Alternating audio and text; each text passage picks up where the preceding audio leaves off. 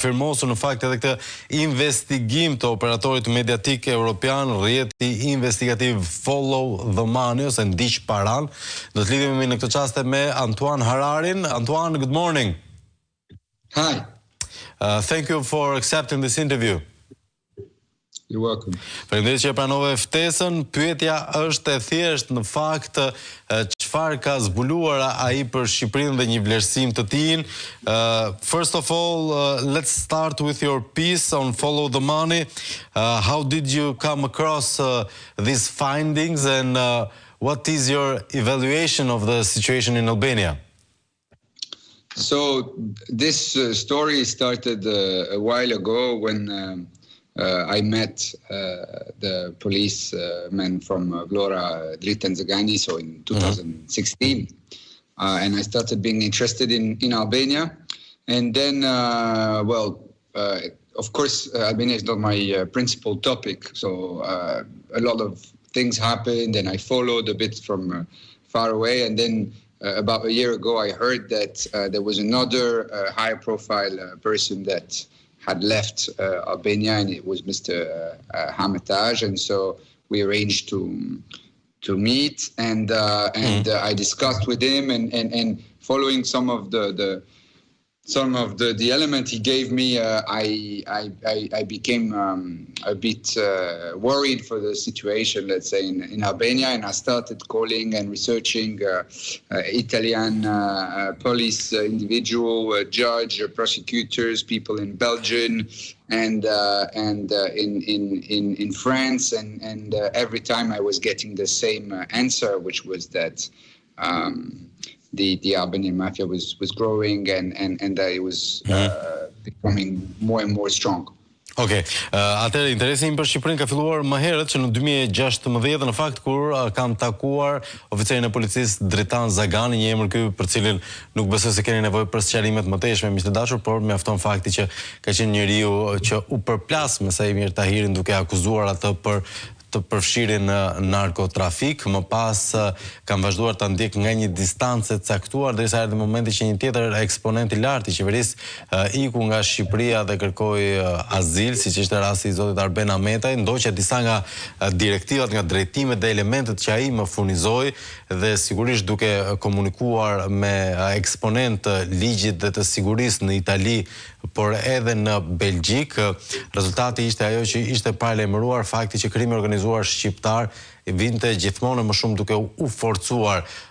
This strength of the Albanian mafia, it didn't came from out of thin air. It came from cooperation with the state, I guess.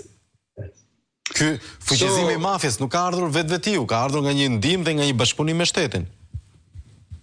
It's, of course, I don't have any proof of direct involvement from Edi Rama, but what is certain is that the criminal organization has infiltrated parts of the government, and there were multiple ministers that were found guilty of embezzlement with the mafia. Sigurisht që unë nuk kam prova të drejt për drejta dhe konkrete për përfshirjen në vetë të parë të Edi Ramës, por është e faktuar dhe e provuar që pjesë të ndryshme të shtetit janë infiltruar nga krimi organizuar dhe bashkëpunojnë me të. But also the judges, and that's one thing that comes out from por edhe gjykatësit, sistemi i drejtësisë, dhe kjo del edhe nga provat që kemi. For example, the prosecutor, the first prosecutor of Belgium, when we integrate him in about infiltration of the criminal organization in Albania in the judiciary, and he said that it was a very big worry for them because they had seen with the Sky ACC investigation some people involved in the judiciary cooperating hand-to-hand with criminal organization. Shqetësuese ka qenë edhe për prokurorin e Belgjikës fakti që krimi organizuar kishte edhe një akses të llatarshëm dhe të provuar këtu nga bisedat e Sky ECC me njerëz të sistemit të drejtësisë, me gjykatësit, por edhe prokurorët, të cilët bashkëpunonin në mënyrë të vazhdueshme me elementet kriminale dhe me anëtarët e krimit të organizuar. Yes. And I think the most worrying part is, and where everybody agree, is the amount of money that the criminal organization of Albanian descent are laundering in the country. Dhe pjesa më shqetësuese është sasia monumentale e parave që krimi organizuar po pastron në Shqipëri. I guess even the easy way which they are using to launder this money, it's getting very easy for them. Edhe lehtësia me cilën po e bëjnë këtë pastrim. Well, yes, and if you look at the recent Guardia di Finanza investigation, very often they will say a lot of the money was sent back to Albania, the proceeds, and it was quietly laundered there. So yeah, real estate, tourism, infrastructure, casinos are great ways of recycling. Por siç e verifikon dhe e konfirmon edhe raporti i Guardia di Financës, të gjitha fitimet e aktiviteteve kriminale kthehen pas në Shqipëri për të pastruar me qetësi në infrastrukturë, në real estate, pra në pasuri të paluajtshme, në turizëm, në kazino dhe sigurisht të reintegrohen dhe pastrohen plotësisht. Listen, Antoine, I have to make another question about specific names, like the brother of the Prime Minister and one political exponent who is the head of the parliamentary group of the Socialist Party, the ruling party, Tauland Balla. How does it come across your investigation? What facts do you have about them? Do të bëj një pyetje specifike për vllajën e kryeministrit Olsi Ramën, gjithashtu edhe për kreun e grupit parlamentar Tauland Balla, si dalin këto dy emra në përgjime, në hetime dhe në raportet, në faktet që disponon Antoine Harari si eksponent gazetar investigativ i outletit Follow the Money. So here, first of all, I have to say that I was very impressed and happy to see that even though the Albanian press is under pressure and that there is media that are very close to Rama, there are still great journalists in Albania doing their work and taking risks. Gjë e parë që më duhet të them këtu është fakti se pavarësisht se e dim që Edi Rama kontrollon një pjesë të madhe të medias, kemi konstatuar dhe parë që edhe në Shqipëri ka gazetarë të lirë që marrin përsipër rreziqe dhe raportojnë, bëjnë detyrën e tyre.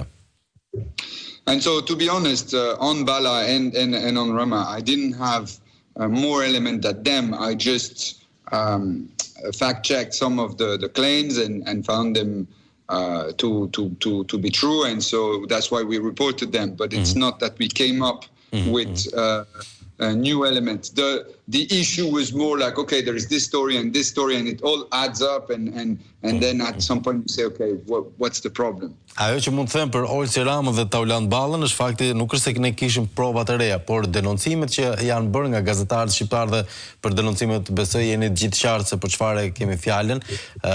Ne morëm ato denoncime që ka pasur nga mediat dhe nga gazetarët shqiptar, pra për implikimin e tyre si në trafik, si në komunikime me korrupsionin, por edhe me trafikun dhe me eksponentët e krimit organizuar, dhe i kemi verifikuar të gjitha ato akuza dhe në fakt të gjitha ato rezultojnë të vërteta, pra akuzat ndaj Olsi Ramës dhe ndaj Tauland Ballës. Yes, Antoine? If you add something else at this point? No. I mean, I think the issue, one very important thing is that there needs to be a separation of power between the government and the judiciary. And my impression is that even though SPAC is probably doing its work, and I'm sure there are people that are very committed and trying to do their best, the link between the government and the amount of pressure Edi Rama puts on the judiciary is problematic, because no matter what happens, he will comment it on TV, he will try to put it in one direction without respecting the separation of power, in which the president, the executive branch, shouldn't comment on the judiciary investigative actions. And that's a big problem. It's a big problem of trust, and it's a big problem of pressure that it could put on the judiciary. Okay. And yeah. Allow me to translate it. Sigurisht një çështje që më duket shumë shqetësuese dhe është vërtet problematike është fakti I lidhjes midis ekzekutivit dhe gjyqësorit. Kjo mosndarje e pushtetesh edhe kapaciteti I kryeministrit për të ushtruar presion, madje edhe thjesht fakti që komenton vendimet e gjyqësorit që del dhe influencon ndikon te këto është patjetër shqetësues dhe sigurisht që edhe drejtimi që marrin disa nga këto çështje sigurisht pak mund të jetë duke bërë deri diku punën e vet mund të ketë element aty shumë të përkushtuar për të bërë detyrën e tyre, por ndikimi I kryeministrit si në gjyqësor, si në prokurori, po ashtu edhe në vendimet e gjykatave është patjetër shumë shqetësues dhe nuk lë vend për një funksionim efficient të pushteteve të ndara. Antoine, another question I might ask you. There's this word and there's this big debate in Albania whether we are a narco state or not. Not judging by this interview, but only by your, let's call it, your curriculum vitae. Would you call Albania a narco state? Debati më I madh që është në Shqipëri në këtë moment është jemi apo jemi një narko shtet, duke gjykuar jo nga kjo intervistë, por vetëm nga eksperjenca e tij profesionale. A është Shqipëria një narko shtet në sytë e një gazetari investigativ? I think it's a difficult question in the sense of what represents a narco state. But on certain aspect, on the fact that there is a total infiltration of every sphere of power, so government, judiciary, and the parliament, I think we can say that Albania has become a narco state, unfortunately. Është pak pyetje e vështirë sepse duhet pasur parasysh si çfarë përcaktohet si narkoshtet, por nëse do të shohim infiltrimin që ka arritur krimi organizuar në të gjitha sferat e pushtetit dhe të jetës, pra në ekzekutiv, në gjyqësor, por edhe në legjislativ, fatkeqësisht faktet tregojnë që Shqipëria është një narkoshtet. Por? Yeah, sorry. Yes? No, please. But it's important to say that Belgium, certain parts of Belgium are also infiltrated, Holland as well, and in some element, and in the fact that, for example, in Antwerp, in the port, the police has no longer access and is not able to control what happens there. Belgium, to a certain extent, is also infiltrated and is maybe not a narco state, but has characteristic of a narco state. So Albania is not alone in this. The problem is probably the difference between the size of the country, the actual power of its economy, and how much pressure and how much money the organized crime is bringing and laundering. Sigurisht Shqipëria fatkeqësisht nuk është e vetme në këtë, edhe Belgjika dhe pjesë të vogla të Hollandës në zonat caktuara, veçanërisht në portet, shohim dhe konstatojmë një infiltrim të elementeve kriminal në sektor shumë të ndjeshëm, ndaj në disa aspekte mund të themi që edhe këto vende mund të konsiderohen për pjesë caktuara në narkoshtet. Megjithatë, anyhow, the question remains, can Europe in this moment help Albania or even organically and unifiedly fight this extension of narco structures and organized crime? A mundet Europa, ashtu si në Shqipëri, por edhe brenda territorit vet, ta luftojnë në mënyrë të unifikuar krimin organizuar dhe këto narko element? So I think for now the European Union has decided to close their eyes and that they will do it as long as it's possible. By that I mean that, of course, if they were starting to have gang fights or killings or very public elements, then that would maybe force the European Union to kind of open their eyes. But for now, they're just pretending and look the other way. Në këto momente, dhe kjo ishte një përgjigje që nuk e prisja, Bashkimi Evropian ka vendosur t'i mbyllë të dy syt ndaj krimit të organizuar, po përpiqen të bëjnë sikur asgjë nuk po ndodh, nuk ka asnjë reagim nga natyra dhe do përpiqen ta bëjnë këtë për sa më gjatë që të jetë mundur. edhe pse po shtohet dhuna mes bandave, por derisa të ketë akoma më shumë ekspozim, derisa këto element të bën edhe më shumë publik edhe vrasjet të ndodhin në sytë të gjithëve, ndoshta kjo do të mund ta detyrojë në të ardhmen Bashkimin Evropian që të marrë masa dhe t'i hap syt, por deri në këto momente por vazhdon të mbajë syt të dy mbyllur. And regarding Albania, can we hope that our police partners to help Albania, or maybe it's the same policy? A mund pres Shqipëria që të ketë një ndihmë nga partnerët partnerët ligjzbatues të vendeve partnere, apo është i njëjti fat si me Bashkimin Evropian? I think they are doing what they can, at least some of the police officers. I spoke to, and they are arrested, and most of the arrests you see in Albania are driven by external force. And this is a big problem, right? Like most of the big investigation are brought by the Belgian or the Italian police or the DEA in the US. And so they're trying. But the issue for me is that it seems that a bit like in Italy in the 90s, there is a pact between, or an arrangement between the criminal organized group, or some of them, and the government, which is that as long as they bring back money and somehow help the GDP and to build stuff, there will be more or less left alone. Se takon organeve ligjzbatuese, ato po e bëjnë pjesën e tyre dhe po kontribuojnë shumë fort, dhe përmend disa prej tyre që edhe ne i kemi dëgjuar nga Guardia di Finanza deri tek DEA amerikane, megjithatë nuk është problemi tek përpjekja e policisë dhe një pjesë të madhe të saj që po bën atë që mundet, është fakti që duket sikur ka një marrëveshje politike mes shtetit dhe krimit të organizuar, që për aq kohë sa ato vazhdojnë veprimtarinë e tyre kriminale jashtë kufive dhe kthejnë pas fitimet, dhe me këto fitime mund të ndërtohen gjëra dhe të avancohen projekte, ato nuk do t'i gjej asgjë. One thing is important to say is that Edi Rama and the Socialist Party didn't invent corruption, right? It already existed with the Democratic Party, and corruption has always been there in Albania.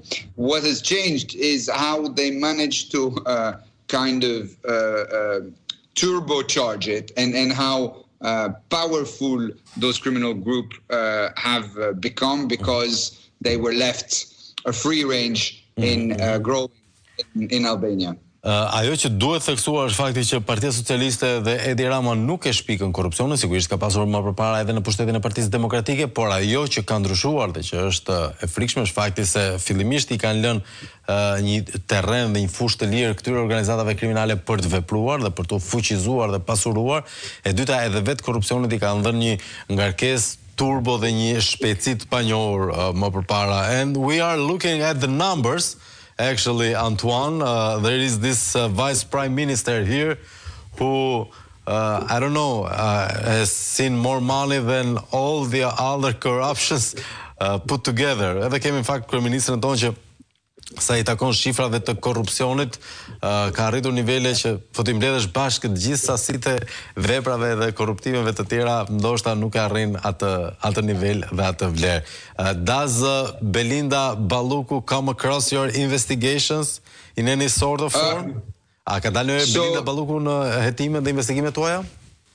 So we mentioned her, but in the French version, because there was also an article with French media called Blast, in which we talked about the procurement. I mean, Arben Armitage talked about the procurement, but we kind of checked it as well.